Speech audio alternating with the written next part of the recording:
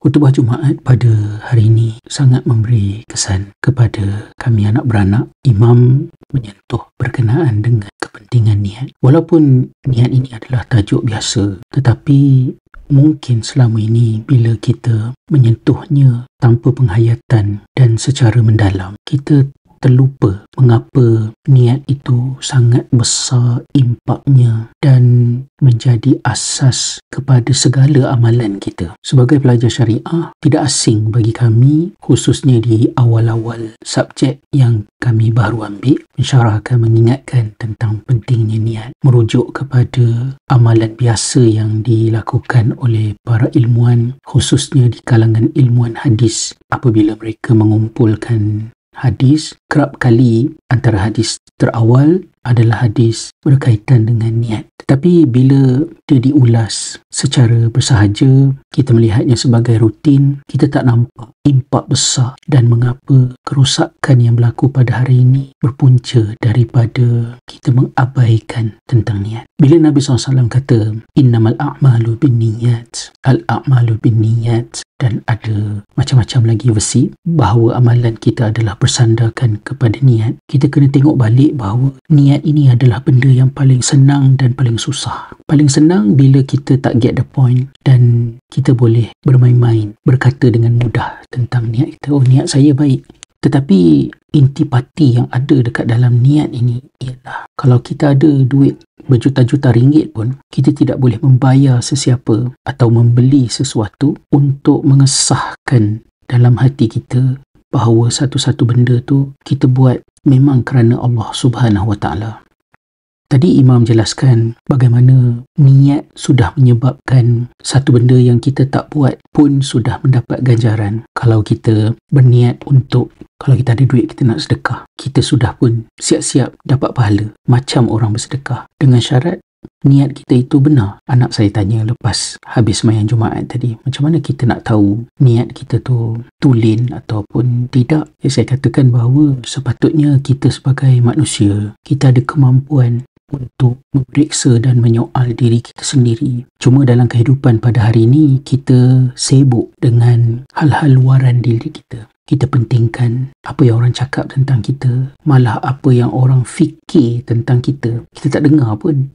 Orang tu fikir, dia tak sebut pun, dia tak tulis pun. Tapi kita concern dengan benda-benda tu. Sehingga kita lama mengabaikan hubungan kita dengan dalaman diri kita sendiri. Sebab kalau kita ada kemahiran itu untuk bermuhasabah dan tulus setulus-tulusnya memeriksa diri masing-masing, kita boleh jawab soalan tu. Adakah niat kita itu benar seperti yang kita cakap?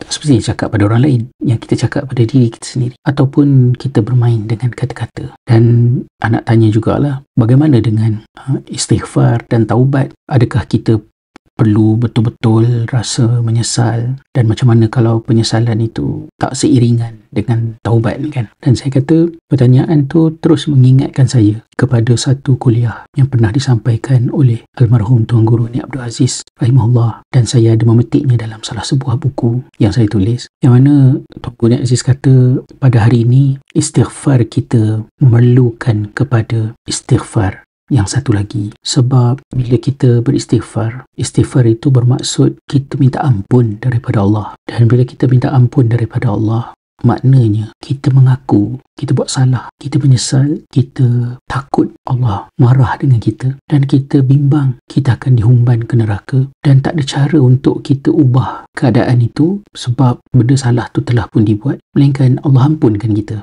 Lalu kita minta ampun. Tapi adakah semua benda tu di dalam istighfar kita? Dan kalau dalam istighfar kita benda-benda tu tak ada, bermakna kita macam mengolok-olokkan Allah. Tak ampun, tak sedih dan tak menyesal pun. Sebab itu istighfar kita perlu kepada istighfar yang lain, kerana minta ampun kita tu sudah menjadi satu kesalahan. Berbalik kepada tentang soal niat tadi, kalau kita betul-betul jaga niat kita, niat itu cukup powerful untuk mencegah kita daripada menjadi munafik, orang yang bermuka-muka. Sebab kita tidak boleh memalsukan hakikat sebenar yang ada dalam hati kita. Jujurkah kita dengan Allah atau bagaimana? Sebab itu, taubat dalam Islam adalah benda yang paling mudah dan paling susah. Paling mudah sebab ia tidak membabitkan orang lain, percuma. boleh dibuat serta-merta, tak perlu menyusah-nyusahkan diri. Basically, dalam keadaan apa sekalipun, paling miskin, paling sakit, selagi bernyawa, selagi sedar, bertaubat itu boleh dibuat. Tidak seperti mungkin cara-cara yang ada di dalam kepercayaan-kepercayaan yang lain, yang mungkin kena belanjakan sesuatu, kena berjumpa dengan orang tertentu, menghadapi pihak-pihak yang tak ada kena-mengena dengan dosa kesalahan yang kita buat di hadapan Tuhan kita. Tapi sebenarnya taubat dalam Islam itu jugalah yang paling susah, sebab orang boleh keluarkan sijil, kita boleh mengaku, kita boleh bayar orang untuk keluarkan sijil, tapi tidak ada apa dalam dunia ini yang boleh menjadikan kita menyesal kecuali kita benar-benar menyesal. Dan bila kita benar-benar menyesal, pantas sekali Allah mengampunkan kita. Imam dalam khutbahnya tadi membawa kisah bagaimana Rasulullah SAW memberitahu kepada para sahabat dalam peperangan Tabuk bahawa ada di sana saudara-saudara kita yang berada di Madinah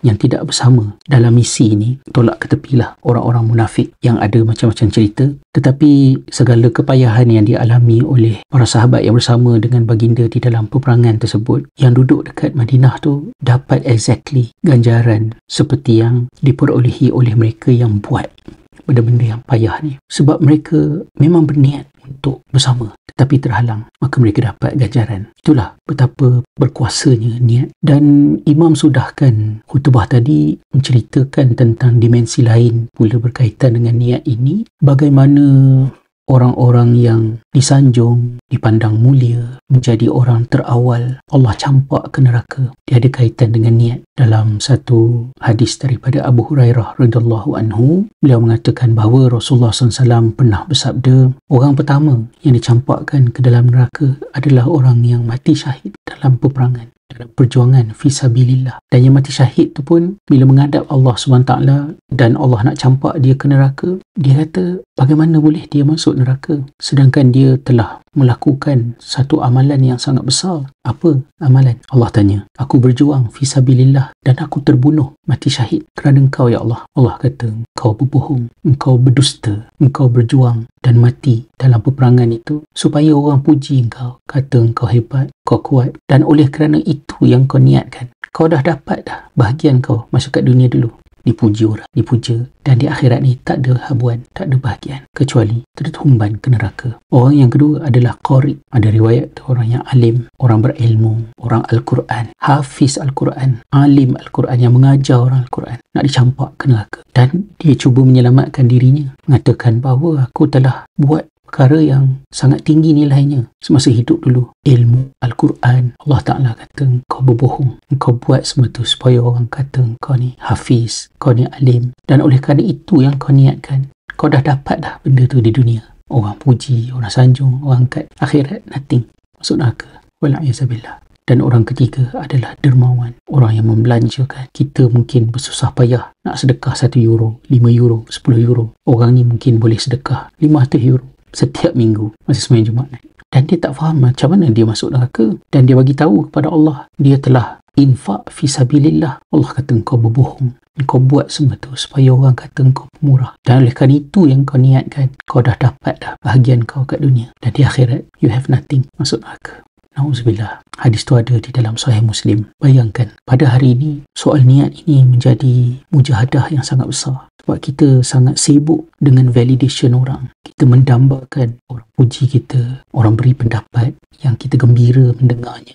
Sebenarnya kita ikhlas ataupun tidak dalam benda-benda baik yang kita buat. Kita tak boleh fake benda tu. Kita tahu dalam hati kita. Dan kalau kita buat semua benda yang menyebabkan orang pandang tinggi pada kita, tapi kita tahu kita bukan buat kerana Allah SWT, bersyukurlah di dunia ni tak terbongkar niat yang tak baik tu. Tapi Allah tahu kita mati dikenang, orang mengenang kita dengan kenangan yang baik. Tapi isi sebenar dalam hati tu tidak akan hilang dengan pujian orang, dengan rekod sejarah. Ia akan didedahkan di hadapan Allah. Dan kita yang disanjung kerana pemurah, kerana berilmu, kerana orang Al-Quran, kerana mati syahid fisabilillah, hero, rupa-rupanya jadi orang pertama Allah humban ke neraka kerana niat keikhlasan tidak berada di dalam amalan kita.